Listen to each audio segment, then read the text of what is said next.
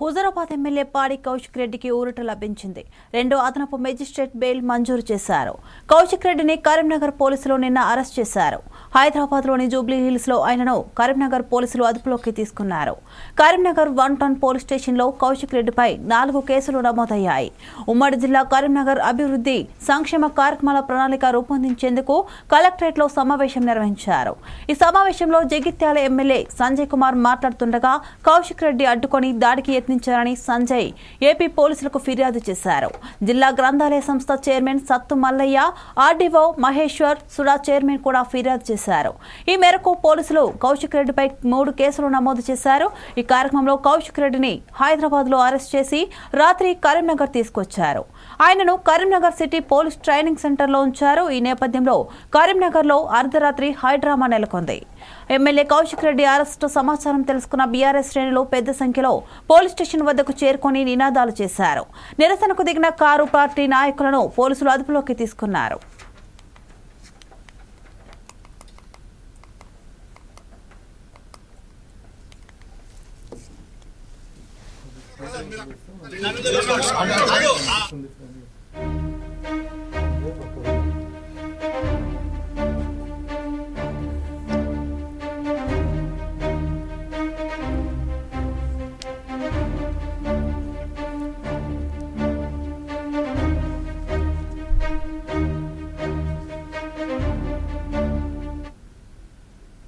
ప్రజలందరికీ కూడా మిత్రులందరికీ కూడా పేరు పేరున నమస్కారాలు తెలియజేస్తా ఉన్నాను. మొట్టమొదటిగా తెలంగాణ ప్రజలకి మరియు ప్రత్యేకంగా నా హుజరాబాద్ నియోజకవర్గ ప్రజలందరికీ కూడా పేరు పేరున సంక్రాంతి శుభాకాంక్షలు తెలియజేస్తా ఉన్నాను.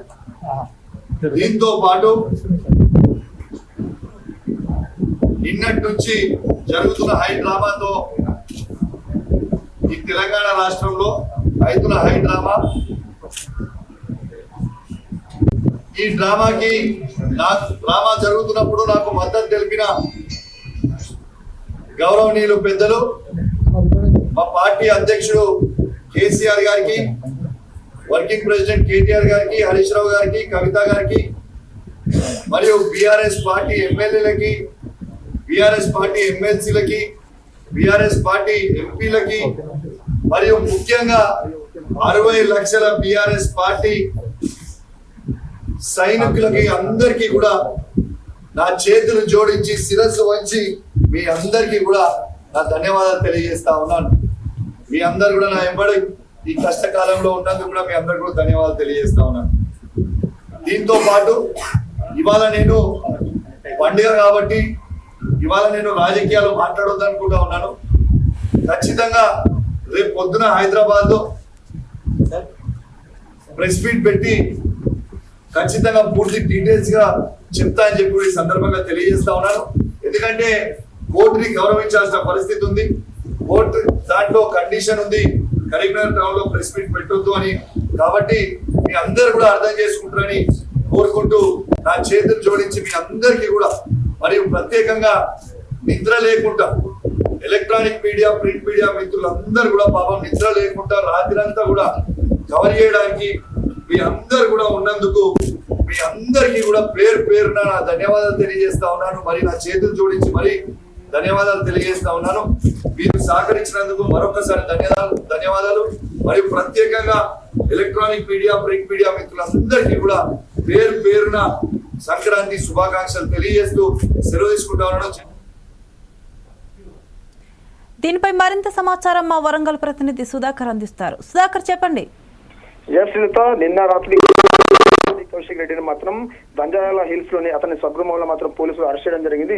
అయితే పాడి కౌశిక్ రెడ్డి మీద గతంలో 3 కేసులు పెట్టడం జరిగింది. మరో కేసు కూడా కొత్తగా నమోదు కావడంతో మాత్రము ఒకసారిగా పోలీస్ యంత్రాంగం అంటే కరీంనగర్ జిల్లా పోలీసులు హైదరాబాద్ చేరుకొని జూబ్లీ హిల్స్ లో తన స్వగృహంలో ఉన్న పాడి కౌశిక్ రెడ్డిని నిన్న రాత్రి అరెస్ట్ చేయడం జరిగింది. అరెస్ట్ చేసిన తర్వాత హైదరాబాద్ నుంచి నేరుగా కరీంనగర్ ని తీసుకుపోవడం జరిగింది. సో కరీంనగర్ లో రాత్రి బస చేసిన తర్వాత ఉదయం పోలీసులు ఎమ్మెల్యే పాడి కౌశిక్ రెడ్డి, హుజరాబాద్ ఎమ్మెల్యే పాడి కౌశిక్ రెడ్డిని వైద్య పరీక్షలు చేసిన తర్వాత అక్కడి కోర్టు ముందు హాజరుపడింది. జడ్జి ముందు అతను పెట్టిన తర్వాత జడ్జి మన హుజరాబాద్ ఎమ్మెల్యేకి సంబంధించిన పాడి కౌశిక్ రెడ్డికి సంబంధించిన అభ్యర్థ సగతి తీసుకెళ్లడం జరిగింది. అక్కడికి వెళ్ళిన తర్వాత వీరికి కొంత చర్చలు జరిగాయి. ఈ చర్చ జరిగిన మాత్రము చివరికి పాడి కౌశిక్ రెడ్డికి మాత్రం బెయిల్ దక్కిన అవకాశం అయిపోయింది. ఏదేమనుకోవచ్చు, తెలంగాణ రాష్ట్రంలో కాంగ్రెస్ ప్రభుత్వం వచ్చిన తర్వాత టీఆర్ఎస్ పార్టీలో ఉన్న ఎమ్మెల్యేలో మాత్రం పాడి కౌశిక్ రెడ్డి మాత్రం దూకుడు పెంచారనుకోవచ్చు.